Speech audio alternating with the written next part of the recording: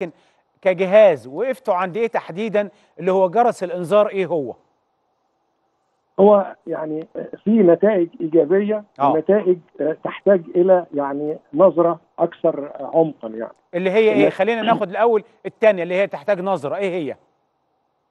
يعني مثلا على سبيل المثال في مجال الحاجه اللي كانت اكثر وضوحا انه على الرغم من انه الولادات بتتم كلها تحت اشراف طبي دلوقتي، ولكن نسبه الولادات القيصريه ارتفعت بشكل كبير جدا في مصر، وصلت الى حوالي 70% على المستوى الاجمالي، وفي بعض المحافظات تجاوزت ال 80%.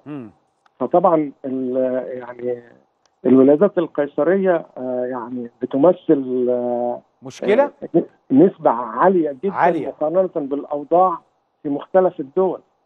يعني احنا مصر النهارده يمكن من اول دوله او ثاني دوله في العالم في عدد الولادات القيصريه في العالم. في العالم بالاحصاءات اللي عملتوها دلوقتي وفقا لاحصاءات ديت، زي ما بقول لحضرتك نسبه الولادات القيصريه كانت 50% في سنه 2014 زادت النهارده وصلت ل 70%. طب دي وقفنا عندها ليه؟ عشان ايه؟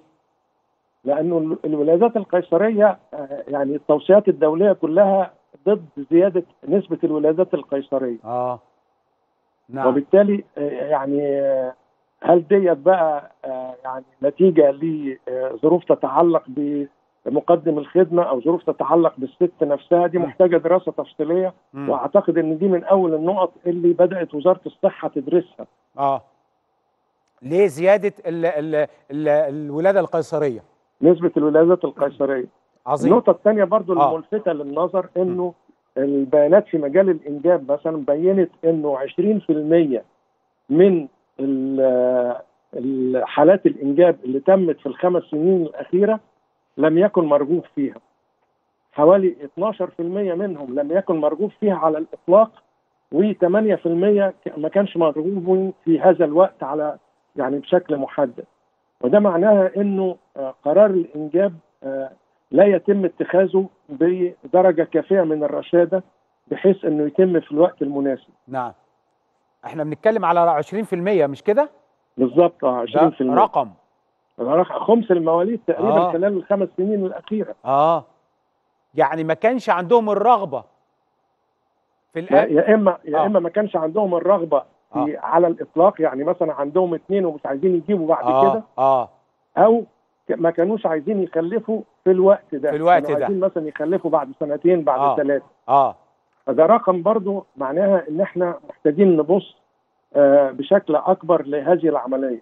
كويس. يرتبط ايضا بهذا الرقم رقم ثاني برضو انه نسبه السيدات اللي قالوا ان عندهم حاجات غير ملباه، يعني يرغبوا في ممارسه تنظيم الاسره ولكن لا يجدوا المكان المناسب او لا يعرفوا المكان المناسب للحصول على هذه الخدمه، وصلت الى حوالي 13.8% بزياده عن مسح 2014 اللي كان حوالي 12 وحاجه من في المية. يعني هنا في الجزء ده ناقص او في قصور.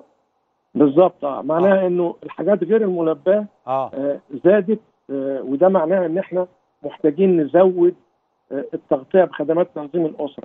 لكن لازم نقول ايضا انه في مقابل هذا الرقم عندنا ايضا الطلب الكلي على خدمات تنظيم الاسره زاد الى حوالي 80% مقارنه ب 71% سنه 14. دي حاجه يعني ايجابيه. فدي حاجه ايجابيه. كويس. يعني هنا بقى في الوعي اكتر، يعني بقى التوعيه.